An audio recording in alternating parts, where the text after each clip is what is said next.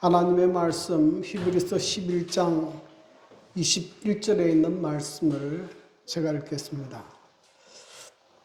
믿음으로 야곱은 죽을 때에 요셉의 각 아들에게 축복하고 그 지팡이 머리에 의지하며 경배하였으며. 존경하는 성도 여러분, 한 주일 동안도 주님의 가운데 평안하셨습니까? 오늘 귀하고 복된 안식일에 성도 여러분 뵙게 되고 또 함께 하나님의 말씀으로 은혜를 나누게 된 것을 매우 기쁘게 생각합니다. 우리 제주 중앙교회 오신 집사님 가정 환영합니다. 또 우리 윤용일 장모님은 이제 저는 오늘 처음으로 또 함께 예배를 드리는 것 같습니다. 제 기억에는 한 20년 전쯤에 제가 울산 전원교회에 가서 윤 장로님을 뵌 적이 있는데 참 시간이 그렇게 빨리 흘러버렸습니다. 이제 이렇게 다시 뵙게 돼서 대단히 반갑습니다. 독일 속담에 끝이 좋아야 모든 것이 좋다 하는 말이 있습니다. 여러분, 모든 일에는 시작이 있고 끝이 있습니다. 근데 시작과 끝 중에 어느 것이 더 중요한가? 끝이 더 중요하다. 이렇게 이야기하는 것입니다. 여러분, 운동 시합을 하는데 전반전에는 2대0으로 이겼습니다. 근데 마지막 후반전 1분을 남겨놓고 3골을 먹었다. 3대2로 역전했다 그러면 진 것입니까? 이긴 것입니까? 진 것입니다. 여러분, 사람과의 관계도 처음에는 굉장히 친하고 좋았어요. 근데 나중에는 관계가 안 좋아요. 그러면 그 관계가 좋은 것입니까? 안 좋은 것입니까? 안 좋은 것이에요. 여러분, 우리의 인생도 시작이 있고 끝이 있는데 시작이 아무리 좋았다 하더라도 뭐가 안 좋으면 끝이 안 좋으면 안 좋은 것이에요. 그는 행복한 인생을 살았다. 그렇게 말할 수가 없습니다. 여러분, 오늘 본문은 이 야곱의 생애를 기록한 것인데요. 야곱은 147세에 돌아가셨습니다. 근데 그 147세의 인생을 이렇게 표현했습니다. 창세기 47장 9절, 야곱이 바로에게 이르되 내 나그네 길의 세월이 130년이니이다. 내 나이가 얼마 못되니 우리 조상의 나그네 길의 연조에 미치지 못하나 험악한 세월을 보내었나이다. 야곱은 자기 인생을 두 가지 말로 표현했는데요. 자기의 인생은 나그네 길이었다. 야곱은 나그네 인생을 살았습니다. 고향을 떠나서 하란에서 살다가 또 거기서 도망 나가지고 또 이곳저곳 방황하면서 살았어요. 그래서 그는 자기의 인생을 나그네 길이었다. 이렇게 표현하고요. 또 하나는 험악한 세월을 보내었다. 야곱은 그의 인생에 어떤 사람보다도 험악한 인생을 보냈습니다. 참 인생에 굴곡이 많았어요. 그런데 그는 그의 인생의 말년은 하나님의 은혜 가운데 행복한 노년을 보냈습니다. 오늘 이 히브리서 기자는 이 야곱의 믿음을 소개하면서 무엇을 소개하는가 하면 그의 인생의 마지막 장면을 소개합니다. 야곱은 이런 믿음을 가진 사람이었다. 그것을 오늘 우리에게 소개하고 있고 우리가 배워야 될 중요한 믿음으로서 우리에게 말씀하고 있습니다. 자, 야곱의 생에서 우리가 배울 수 있는 중요한 교훈은 무엇인가 하면 첫 번째는 인생은 끝이 좋아야 한다 하는 것입니다.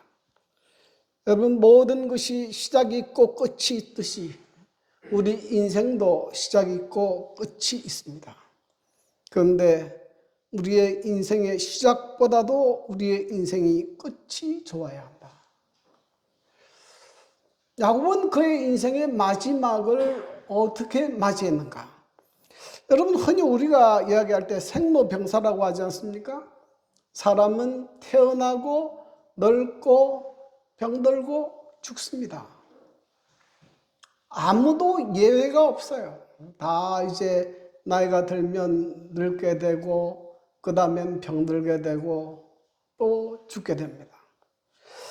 자, 그래서 오늘 성경에 보면 이 야곱도 그의 노년에는 병이 들었습니다. 창세기 48장 1절 이 일 후에 어떤 사람이 요셉에게 말하기를 내 아버지가 병들었다 하므로 그가 곧 두 아들 므낫세와 에브라임과 함께 이르니 그랬습니다.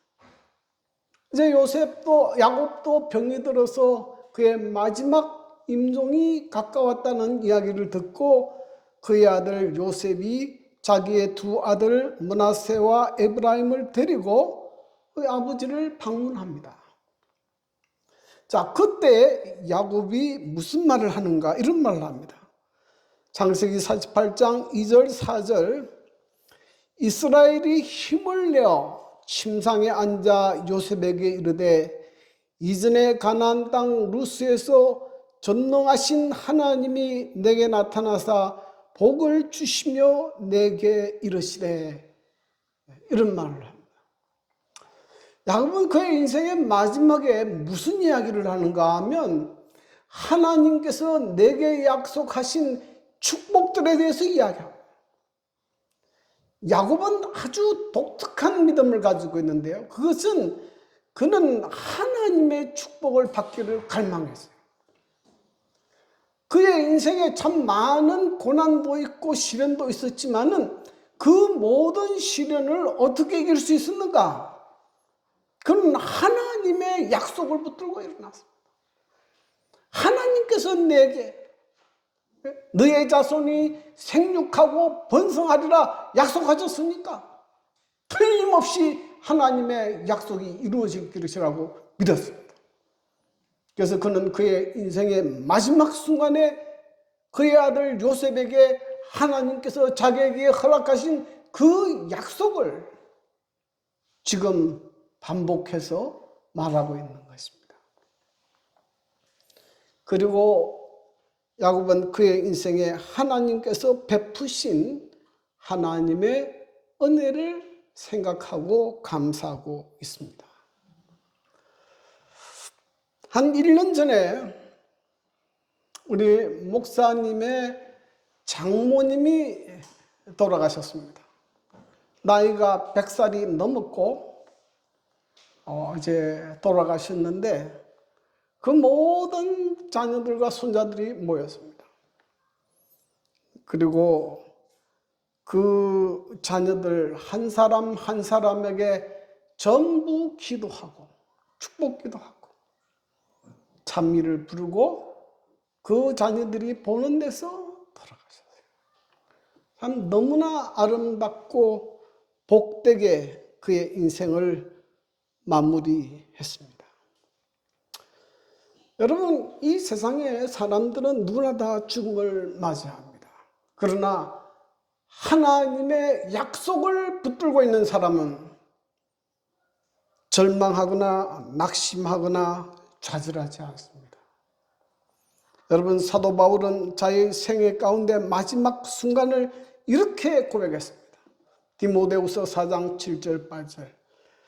내가 선한 싸움을 싸우고 나의 달려갈 길을 마치고 믿음을 지켰으니 이제 후로는 나를 위하여 의의 면류관이 예비되었으므로 주 곧 어려우신 재판장이 그날에 내게 주실 것이니 내게만 아니라 주의 나타나심을 사모하는 모든 자에게니라. 이 사도 바울의 고백 가운데 어느 한 곳도 후회하거나 불행하거나 슬퍼하는 모습이 없어요. 이 말씀 속에는 하나님의 약속으로 난 희망과 소망이 가득 차 있습니다.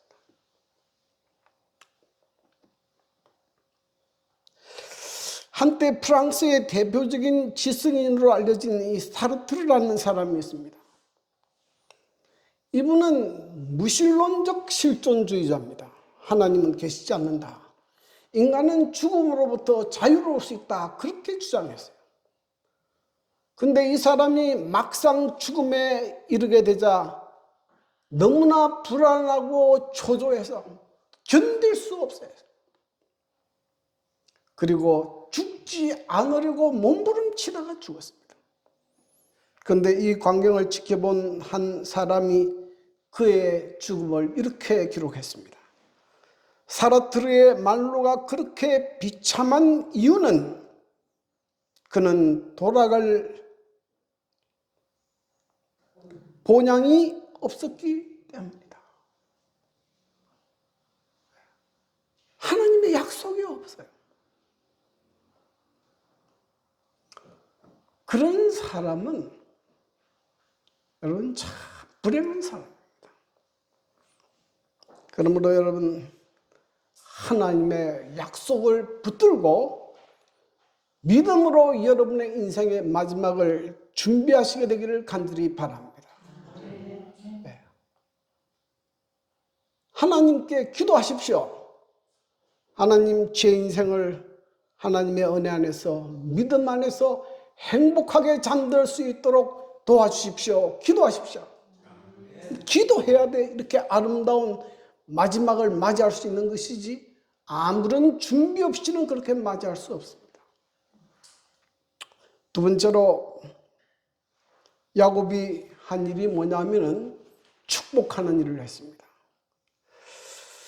창세기 48장 15절 16절. 그가 요셉을 위하여 축복하여 이르되 내 조부 아브라함과 아버지 이삭이 섬기던 하나님, 나의 출생으로부터 지금까지 나를 기르신 하나님, 나를 모든 환난에서 건지신 여호와의 사자께서 이 아이들에게 복을 주시오며. 야곱이 그의 마지막 순간에 한 일이 뭐냐면 그의 자녀를 축복하는 일을 했습니다. 여러분, 유대인들은요, 자녀를 축복하는 것을 굉장히 중요하게 생각합니다. 왜냐하면 하나님께서 그의 부모를 통해서 축복이 자녀에게로 흘러간다고 생각했어요. 그래서 그분들은 늘 안식일 저녁 식사가 시작하기 전에 부모는 아이들의 머리에 입을 맞추고 손에 머리를 얹고 머리에 손을 얹고 축복 기도를 합니다. 여러분, 부모님으로부터 축복의 말을 듣는 자녀는 뭐 할 수밖에 없습니까? 잘될 수밖에 없어요. 부모로부터 욕을 듣고 자란 아이는 어떻게 되겠습니까? 그러면 아이들이 삐뚤어지고 방황하는 거예요. 야곱은 그 요셉의 두 아들 에브라임과 므낫세를 축복했다. 그런데 이런 축복에 대한 그 소명은 모든 그리스도인들에게 있습니다.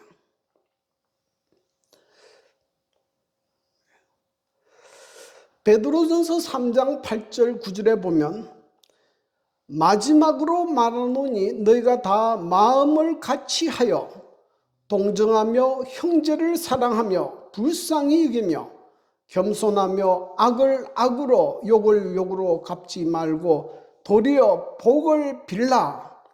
이를 위하여 너희가 부르심을 받았으니 이는 복을 뭐하게 하려 함이라? 이어받게 하려 합니다. 복을 유업으로 하려 합니다. 여기 성경 말씀에 뭐 하지 말라고요? 악을 악으로 갚지 말고. 우리는 다른 사람이 내 마음에 상처를 주거나 손해를 끼치면 어떤 생각이 듭니까? 나는 그 사람에게 배나 더 손해를 끼치고 보복하고 싶은 심정이 있어요. 다른 사람이 나에게 욕을 하면 나는 더 큰 욕을 하고 싶은 것이 이 타락한 인간의 본성입니다. 그런데 성경은 뭐라고 이야기합니까? 악을 악으로 욕을 욕으로 갚지 말고 도리어 뭐하라? 복을 빌라. 이를 위하여 너희가 부르심을 받았으니 이는 뭐하되 하겠니라? 복을 받게 하려 합니다. 여러분, 이것을 뭐라고 이야기하는가 하면 메아리의 법칙이라 그렇게 합니다. 여러분, 산에 올라가서 내가 야호하면 무슨 음성이 들립니까? 야호 들리죠. 내가 다른 사람에게 복을 말하면 무슨 음성이 들려요? 복에 대한 음성이 들립니다. 내가 다른 사람을 저주하고 욕하면 뭐가 돌아옵니까? 저주하고 욕하는 것이 돌아와요. 여러분, 우리가 다른 사람에게 축복을 빌면 그 복이 내게 돌아옵니다. 그런데 내가 다른 사람에게 악을 행하면 그 악이 내게 돌아와요. 그런데 이 야곱은 이 젊었을 때는 굉장히 복을 받기를 원했어요. 이 야곱은 하나님께서 주시는 복을 받기를 갈망했어요. 그 야곱이 그렇게 고달픈 인생을 산 것도 이 복 받으려고 하다가 그렇게 된 거예요. 그런데 그가 하나님의 은혜로 야복강에서 회개하고 변화된 다음에 야곱의 생애에 큰 변화가 일어났는데 그것은 무엇인가 하면 그는 이제 복을 받는 사람이 아니라 뭐 하는 사람으로? 복을 베푸는 사람으로 바꿨어요. 그는 다른 사람들에게 복을 주는 사람으로 변했습니다. 그러므로 여러분, 다른 사람을 축복하는 사람이 되시기를 간절히 바랍니다. 다니면서 다른 사람의 잘못한 거, 약점만 꼬집고 비난하고 그런 사람이 되면 안 돼요. 축복하는 사람이 돼야 됩니다. 근데 우리가 다른 사람을 축복하려면 어떻게 해야 됩니까? 축복해야 된다. 설교 한 번 듣고 변하느냐? 변할 것 같습니까? 안 변할 것 같습니까? 돌았으면 다 잊어버려요. 우리가 다른 사람을 축복하는 사람이 되려면 세 가지 법칙이 있는데요. 첫 번째는 모든 것에 감사하는 습관을 가지라 그랬어요. 여러분, 이 축복이라는 것은 감사를 통해서 흘러옵니다. 그래서 감사하는 습관을 가져야 되고요.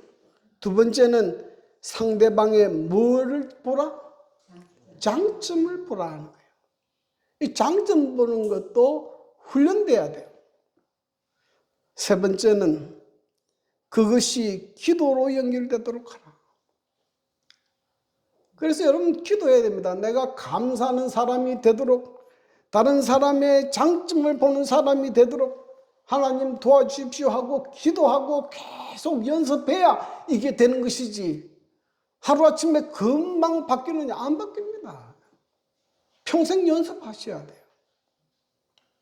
그래서 다른 사람을 칭찬하고 격려하고 축복하는 그런 사람이 되시기를 바랍니다. 이것이 야곱이 변화된 이후의 노년기의 모습이에요. 이게 믿음 있는 사람들의 모습입니다. 그래서 야곱처럼 축복하는 사람들이 되기를 간절히 바랍니다. 세 번째로는 하나님을 경배하는 자가 되라. 야곱이 그의 인생을 마치면서 한 최후의 모습은 하나님을 경배하는 모습이었습니다. 근데 야곱이 만난 하나님은 어떤 분인가? 이 야곱은 그의 생애 가운데 만난 하나님을 이렇게 표현했습니다. 창세기 48장 5절 6절 그가 요셉을 위하여 축복하여 이르되 내 조부 아브라함과 아버지 이삭이 섬기던 하나님, 나의 출생으로부터 지금까지 나를 기르신 하나님, 나를 모든 환난에서 건지신 여호와의 사자. 내 조부 아브라함과 이삭의 하나님, 어떤 하나님입니까? 자기 조상이 섬기던 하나님, 언약의 하나님. 하나님께서 아브라함에게 언약하시고 내 자손이 하늘의 별과 같이 많을 것이라. 내가 이 땅을 내게 기업으로 주겠다 약속하신 그 하나님. 우리가 믿는 하나님도 그 하나님을 믿습니다. 근데 여러분, 우리의 신앙이 조상의 하나님, 언약의 하나님으로만 끝나면 안 돼요. 그 다음에 야곱이 말한 하나님은 이 하나님입니다. 나의 출생으로부터 지금까지 나를 보호하신 하나님. 조상의 하나님은 조상의 하나님으로 끝나면 그 하나님은 나하고는 상관이 없어요. 내 아버지가 믿던 하나님, 그 위에 할아버지가 믿던 하나님이지 그 하나님이 오늘 나와 무슨 관계가 있느냐. 그러므로 그 하나님이 누구의 하나님이 되어야 됩니까? 나의 하나님이 되어야 돼요. 나의 출생부터 지금까지 나를 보호하신 하나님. 그 하나님을 믿는 거예요. 나의 하나님을 믿는 것입니다. 그럼 우리가 믿는 하나님은 그런 하나님. 우리 하나님은 창조주 하나님이십니다. 그렇죠? 네. 그리고 그 하나님은 이 모든 만물을 돌보시고 유지하시는 분이십니다. 네. 하나님은 우리를 창조하시고 내버려 두신 것이 아니에요. 네 마음대로 살아라. 여러분, 아이가 태어났는데 아이를 너 혼자 살아 내버려 두면 어떻게 됩니까? 못 살아요. 그 아이가 살 수 있도록 계속 돌보시는 분이 누굽니까? 그 부모님이 그렇게 하듯이 하나님은 우리를 돌보시는 분이고, 우리의 인생 가운데 하나님께서 살아계시고 오늘도 나를 붙들어 주시고 보호해 주시고 도와주시고 내 필요한 모든 것들을 공급하시는 하나님을 경험하지 않으면, 내 인생에 나의 하나님을 경험하지 않으면, 여러분, 우리는 하나님께 대한 믿음이 많이 약해집니다. 야곱은 자기의 하나님은 나의 출생부터 지금까지 나를 보호하신 하나님이었습니다. 세 번째로 야곱이 이해하는 하나님은 나의 모든 환난에서 건지신 여호와의 사자였습니다. 환난 가운데서 나를 건지신 분, 뭐 하시는 분입니까? 구원하시는 하나님이에요. 이분이 누구십니까? 이분이 예수님이세요. 여러분, 우리가 믿는 하나님은 우리가 죄 가운데 죽게 됐을 때 그것을 그대로 내버려 두신 분이 아니시고, 직접 우리가 죽어야 될 영원한 죽음을 그분이 대신 십자가에서 죽으시고 부활하셔서 우리에게 영원한 생명을 주신 분이시에요. 그분은 아담이 범죄함으로 잃어버렸던 이 지구의 통치권을 사단에게서 빼앗아 되찾아 다시 하나님의 백성들에게로 돌려주시는 분이에요. 우리 하나님은 환난에서 우리를 구원하시는 하나님이십니다. 여러분, 지금 이 이야기는 야곱의 생애에 실제로 있었던 이야기예요. 여러분, 야곱은 여러 번 죽을 뻔했어요. 네? 이 야곱은 그가 외삼촌 라반의 집에서 20년 살고 돌아올 때에 형 에스가 400명을 거느리고 그를 죽이려고 온다는 소문을 듣고 야복강에서 기도할 때 보면 그가 얼마나 애절한 기도를 드리는지 알 수 있습니다. 하나님 제발 살려달라고 기도합니다. 근데 그 분노한 에스의 마음을 달래고 돌이키신 분이 누굽니까? 하나님이 역사하셔서 그들을 막으신 것이에요. 성경을 읽어보면 이 야곱은 그 외삼촌 집 라반에 있다가도 도망을 쳐서 나왔어요. 그런데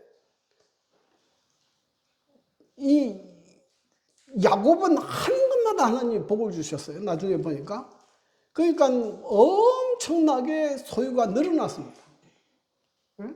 뭐 양이 뭐 얼룩지면 뭐 또 전부 다 얼룩진 거 다 놓고 막 그런 식으로 부자가 됐어요. 그러니 그 외삼촌 라반이 안색이 안 좋습니다, 지금. 아니, 내 것 지가 다 뺏어간다고 생각하니까. 그래서 이 몰래 나왔는데 외삼촌 라반이 얼마나 화가 나갔는지 죽이려고 쫓아온 거예요. 근데 그때의 그 창세기 31장 29절에 그때에 기록한 내용입니다. 이틀 뒤에 이 야곱과 라반이 만나게 돼요. 근데 라반이 그때 하는 이야기가 이 이야기입니다. 너를 해할 만한 능력이 내 손에 있으나 너희 아버지의 하나님이 어젯밤에 내게 말씀하시기를 너는 삼가 야곱에게 선악간에 말하지 말라 하셨느니라. 누가 막은 것입니까? 하나님께서 막으신 것입니다. 더 심각한 문제는 야곱의 딸 디나가 생엠성에 놀러 갔다가 그 마을의 추장의 아들한테 강간당하는 사건이 벌어졌습니다. 이 사건으로 인해서 그 오빠인 시몬과 레이가 분노했어요. 그래서 계율을 써서 할례를 받도록 하고 난 다음에 그 상처가 아물기 전에 칼을 차고 들어가서 그 성에 있는 모든 남자를 다 죽여버렸어요. 거기 있는 모든 재산들을 다 약탈하고 여자와 아이들을 잡아서 끌고 왔습니다. 근데 여러분, 이 당시에 가나안 부족들은 전부 연결되어 있어요. 동맹을 맺고 있어요. 그러므로 한 부족이 침입을 당하면 다른 부족들이 절대로 가만히 있지 않습니다. 이제 야곱은 어떤 위기에 부딪혔습니까? 가나안 부족들이 연합해서 그를 공격하면 그의 가족이 몰살될 위기에 있었어요. 근데 그때 하나님께서 야곱에게 베들로 올라가라고 말씀하십니다. 그들이 떠나갈 때 창세기 35장 5절에 이렇게 기록했습니다. 그들이 떠났으나 하나님이 그 사면 고을들로 크게 두려워하게 하셨으므로 야곱의 아들들을 추격하는 자가 없었더라. 누가 그를 보호하신 것입니까? 하나님께서 보호하신 거예요. 나를 이 환난 날에서 구원하신 그 하나님께 대한 깊은 감사를 가지고 있는 것입니다. 그는 특별히 뭐라고 이야기했는가 하면 지팡이 머리에 의지하여 경배하였다 그랬어요. 왜 지팡이 머리에 의지하여 경배합니까? 여러분, 지팡이는 야곱에게 쓰는 여러 가지 의미가 있습니다. 첫 번째는 빈털터리 인생이라는 의미가 있어요. 야곱은 그가 외삼촌 집으로 도망갈 때 아무것도 가지지 않고 오직 하나님께서 약속하신 축복만 받고 지팡이 하나만 들고 나가버렸어요. 그런데 그가 어떻게 되느냐? 창세기 32장 10절에 보면 내가 지팡이만 가지고 이 요단을 건넜더니 지금은 2때나 이루었나이다. 하나님께서 엄청나게 축복하셨어요. 그는 지팡이 하나만 들고 나갔는데 이제는 아내가 4명이요 자녀가 13명이요 수천의 짐승떼를 거느리고 지금 야곱은 그의 가족으로 돌아오게 된 것입니다. 이것이 누구의 은혜입니까? 하나님의 보호하심과 하나님의 은혜와 축복이에요.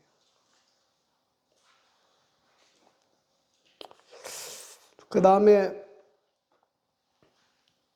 이 지팡이는 하나님께 대한 완전한 굴복을 의미합니다. 이 야복강에서 야곱이 하나님과 기도로 씨름하다가 하나님께서 축복하지 않으면 놓아주지 않겠다 그렇게 하니까요. 이 야곱은 아주 끈질긴 성격이에요. 하나님을 자꾸도 놓아주지 않아요. 그러니까 하나님 어디를 쳤습니까? 한두 뼈를 치니까 그것이 위골이 됐어요. 그때부터 야곱은 걸을 때 절기 시작했습니다. 예, 잘 못 걸어요. 그러니 이제는 뭐 할 수밖에 없습니까? 지팡이를 의지할 수밖에 없는 인생이 됐어요. 지팡이를 의지하고. 그래서 야곱은 그 이후의 인생은 전적으로 지팡이만 의지해서 살았습니다. 이것은 그의 하나님께 대한 완전한 굴복, 하나님께 대한 완전한 믿음, 하나님께 대한 완전한 헌신을 의미합니다. 과거에는 그는 자기의 용심대로 살았습니다.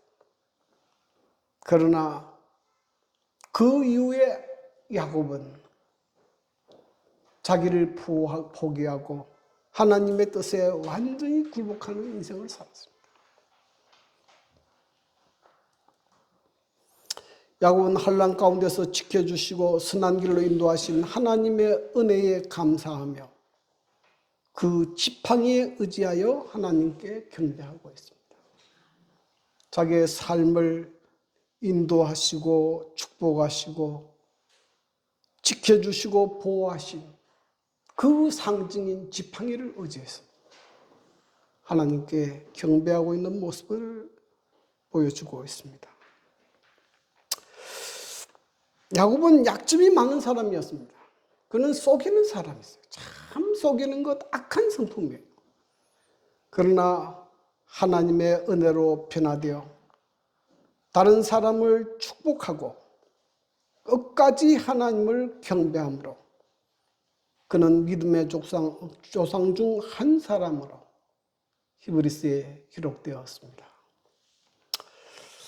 존경하는 여러분, 우리의 생애도 우리의 품성도 약점도 많고 실수도 많은 허물이 있을지라도 우리가 끝까지 하나님의 약속을 붙들고 믿음으로 나가게 되면 하나님께서 우리를 변화시켜 주시고 하나님께서 우리를 새롭게 다듬어서 하나님의 나라에 합당한 사람으로 만들어 주실 것을 믿습니다. 야곱의 믿음을 본받아 끝까지 하나님께 충성하고 끝까지 하나님을 경배하는 그런 믿음의 사람으로 살게 되기를 간절히 바랍니다.